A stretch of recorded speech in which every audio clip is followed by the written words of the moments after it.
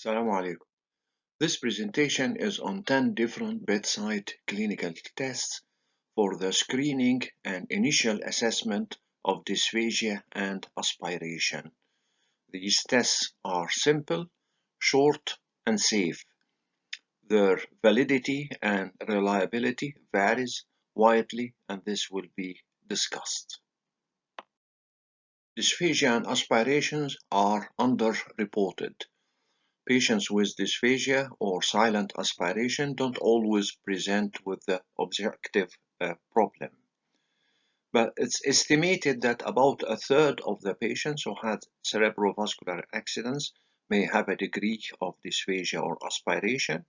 About 3/4 of the patients with Parkinson's disease and maybe 2/3 of elderly patients kept in care homes also have the same problem.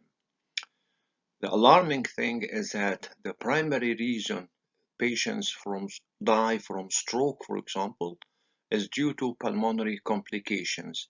They develop aspiration pneumonia, and this is the primary cause of death.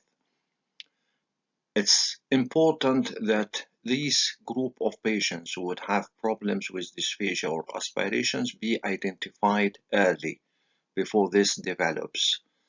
So there is a necessity for a screening test to pick up these patients who would ultimately require more comprehensive tests like FEES or video fluoroscopy.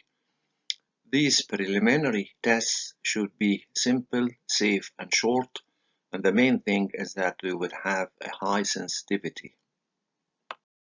This is a list of 10 of these tests used for the screening for dysphagia and aspiration that we're going to go through in this lecture. 2 of them are questionnaires that can be filled up within minutes, 6 short tests that can be carried out either on a dry swallow or swallowing water and using very simple equipments, and 2 other tests that can be done in an intensive care unit or when the cognitive function of a patient has deteriorated.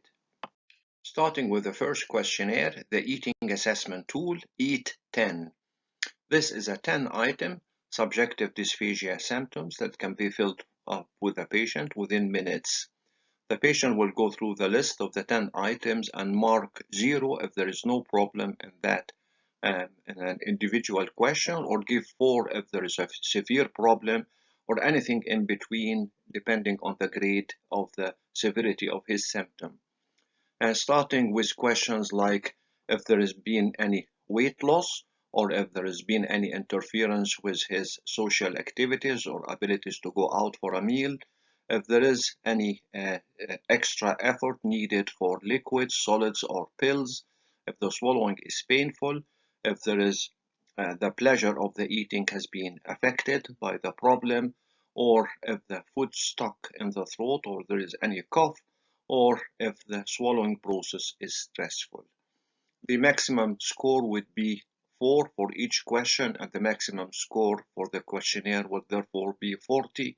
If the patient scores 3 or more, then there is a problem with the swallowing that need to be assessed further. The validity, reliability of the test has been checked in a large cohort of patients, and it's now established, and it only identifies patients who would require further assessment by things like video fluoroscopy or video endoscopy. Normal and healthy persons with no difficulty in swallowing would score very low, something below 3 here. But if there is a problem with the swallowing, like esophageal dysphagia or cricopharyngeal dysphagia or voice disorders, or for example gastroesophageal reflux or a head and neck tumor affecting the swallowing process, you would expect a much higher score. The questionnaire has been used in assessing the management for the various disorders of dysphagia like reflux, and you can see it actually works. Before treatment and after treatment, it can show the difference with reflux, with strictures, and with Zenker's diverticulum. So the validity and the reliability of the test is being established. The other questionnaire is the Sydney Swallow Questionnaire, formed of 17 questions covering different aspects of dysphagia symptoms.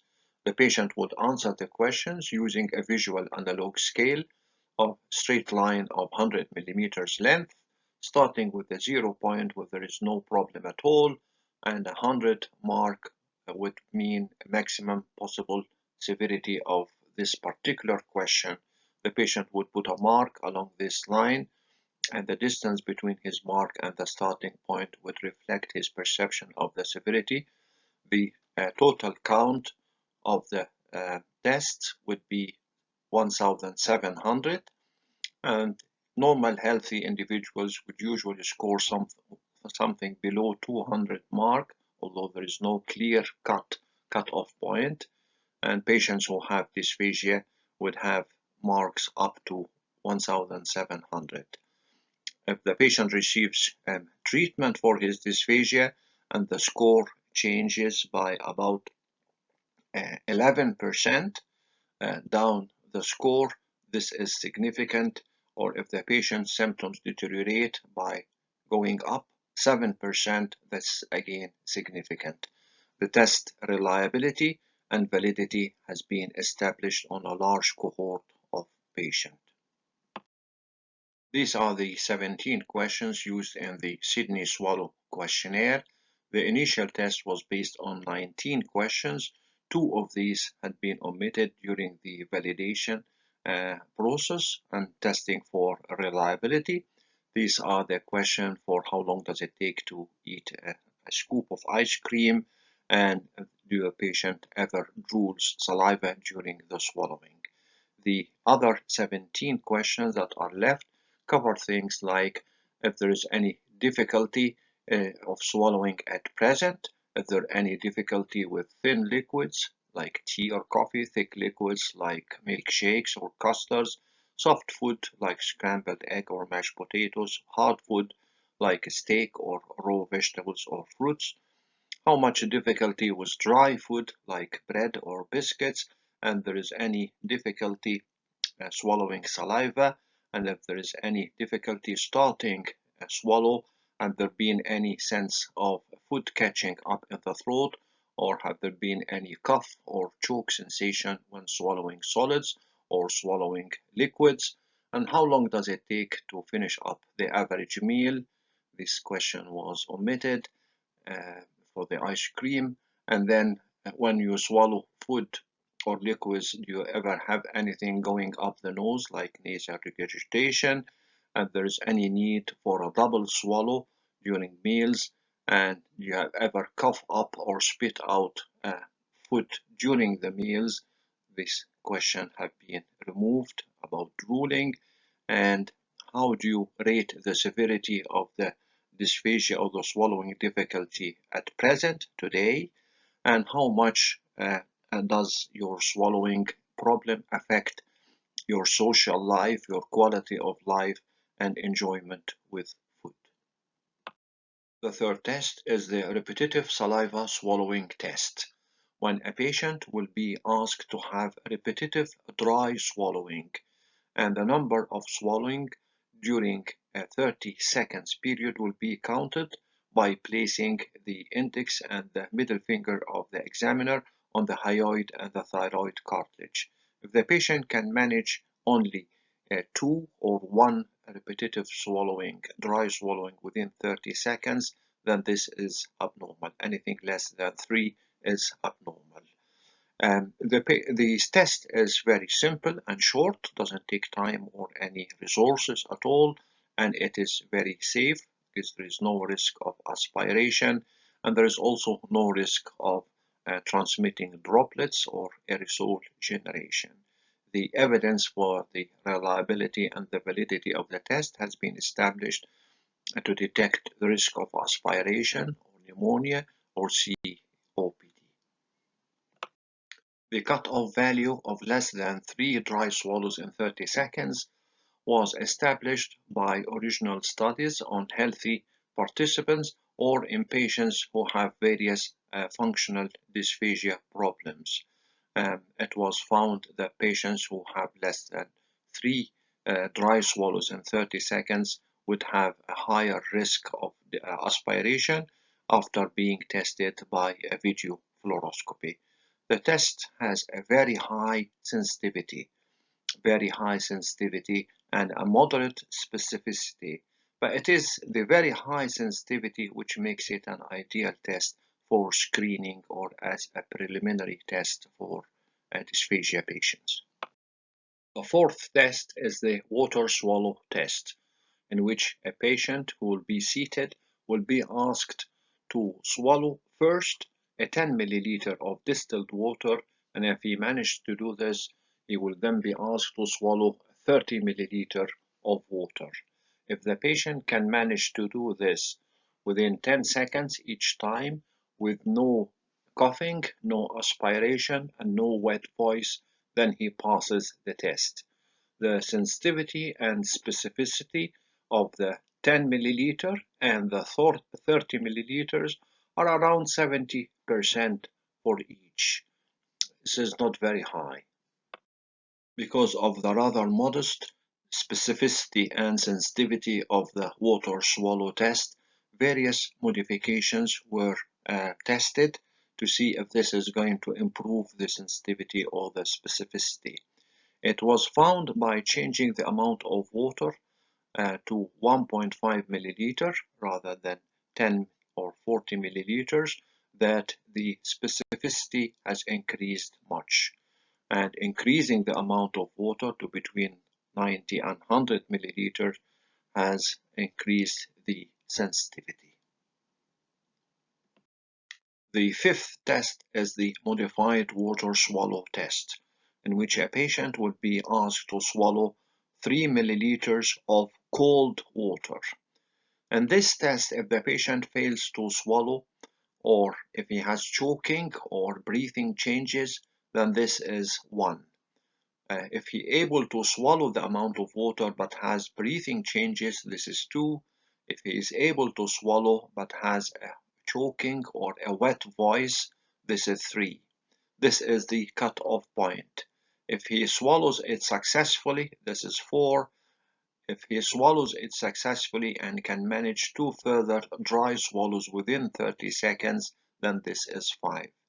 The cut-off point for normal or abnormal is 3, and anything less is abnormal, and this would increase the risk of aspiration 3 times. This was found to be the best test in identification of aspiration risk in cardiovascular surgery study, for example. If the patient manages to swallow successfully 4 or 5, then we will repeat the test either twice or thrice, and the worst score obtained in the 2 or the 3 other attempts will be marked. If he continues to have 4 or 5 after repeating the test twice or thrice, then the swallowing is safe. The sixth test uses pulse oximetry and is very useful for hospitalized patients. It measures the drop in oxygen saturation while the patient is eating or drinking, and if that drop equals to or is more than 2.5% drop in the oxygen saturation, then this is abnormal. The test sensitivity and specificity increases if it is combined with the water swallow test.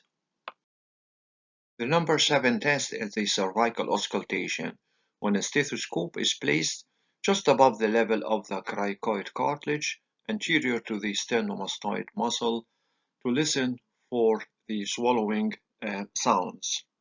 And things like the swallowing frequency, the number of gulps, cough, duration of the swallowing, or post-swallowing respiration can then be noted.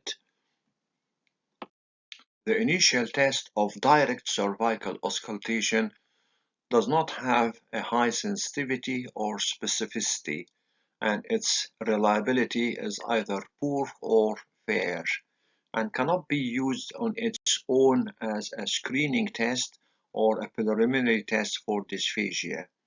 but it introduced the idea of recording and analyzing the swallowing noises to help in the screening of dysphagia. The idea of using the sound generated by the act of swallowing due to the passage of the bolus into the pharynx and the movement of various anatomical structures while swallowing in the screening and the analysis of dysphagia has opened up a new field of research. The sound waves could be synchronized with video fluoroscopy, which is the gold standard in the investigation for swallowing and for dysphagia. And this would help explaining the traces of the sound wave. So this would be the resting stage in the video fluoroscopy and in the sound track. This would be followed by the initial movements of the larynx, the hyolaryngeal excursion anteriorly and superiorly at the beginning of the swallow, together with the closure of the soft palate, followed by opening of the upper esophageal sphincter. This would be marked here, and the closure of the sphincter would be marked there, and these would be the noises of the bolus while passing the upper esophageal sphincter itself, and the traces can be seen here at a higher power, the hyoid movement, the opening and the closure of the sphincter, and then the return of the larynx to its initial position. And this is now being used by simple equipment and software attached to smartphone, for example. And tests had shown that swallowing 10 milliliter of water would require time between the beginning and the end of about 438.1 milliseconds, just less than half a second or so with that range of time. This would help further in the investigation of any delay in the initiation of the swallowing or any delay in the passage of the bolus through the hypopharynx or through the upper esophageal sphincter. The number 9 test, the simple swallow provocation test. In this test, the supine patient would have a fine catheter placed through his nose down to the oropharynx. And through this fine catheter, a small amount of water would be injected into the pharynx. In the first stage, an 0.4 milliliter of water would be injected, and the second stage, a 2 milliliter would be injected. Now, this should initiate a swallow reflex within 3 seconds after the injection of the water, and if anything equal to or more than 3 seconds is abnormal. It does not require a patient cognition, and the screen is also helpful in identifying any sensory problems in the oropharynx. It's actually more sensitive and more specific than the water swallow test. And if used with the smaller amount of water injection, it gives a very high sensitivity, and the larger amount of water gives a higher degree of specificity. And the technique for the simple swallow provocation test is straightforward. It's a 5 French small nasal catheter that should be passed through the nose into the oropharynx and checked visually in position. And then a burst of fluid, either an 0.4 or a 2 milliliter fluid, would be injected within a second or two into the upper part of the hypopharynx. It should be injected near the end of an expiration. The movement of the laryngeal cartilage would be noted to time the start of the swallow reflex. And what this test is measuring is the latency time between the injection of the water and the start of the swallow reflex. And this latency time in normals should be about 1.7 seconds. And if you allow for the standard deviations, the confidence interval, the 95% confidence interval, will be less than 3 seconds. So anything equal to or more than 3 seconds is judged to be abnormal. The number 10 test, Evans blue dye test, designed for patients who have tracheostomy tubes. A drop or two of methylene blue is placed into the oral cavity, and if the dye appears through the tracheostomy tube inner cannula, then this is positive for aspiration. Very simple test, bedside, can be done for hospitalized patients and patients in the intensive care unit, but its accuracy is questionable, the sensitivity and the specificity is not very high.